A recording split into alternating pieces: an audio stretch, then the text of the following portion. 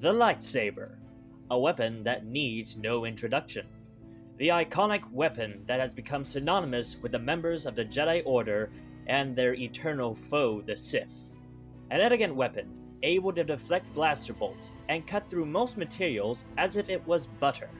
It is also a symbol of a Jedi's commitment to defend the weak and to hold true to the ways of the light side of the Force. But while most people know what a lightsaber is, few know where exactly the idea for such a weapon came from. Who built the first lightsaber? Well, what if I were to tell you that the Jedi weren't the first group to use a lightsaber-like weapon? In fact, the origins of the lightsaber can trace its roots back before the ancient Jedi Order were established on ancient and storied Tython, and was forged not in the service of the light, but in the thrall of much darker forces. The precursor of the lightsaber was first developed by the ancient Rakata race, a species that had mastered the dark side of the Force to power most of their technology. Using dark side alchemy, the Rakata would forge black crystals of dark side energy, which would be placed into a hilt to channel those energies into a blade. These weapons would become known as Force Sabers. Many centuries after the establishment of the Rakata's Infinite Empire, a Jedi by the name of Dagan Locke would receive a series of visions. A vision of a fiery blade wielded by a dark warrior. This vision would come to pass when an agent of the Rakata Empire by the name of Zesh would stumble across Tython, bringing with him the Force Saber Locke had seen in his vision.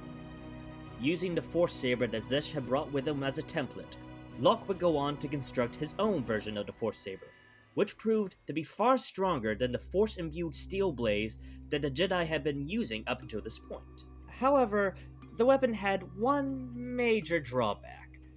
Due to the dark side energies required in the construction of the weapon, anyone who wielded it was in peril of falling to the dark side of the Force after prolonged use.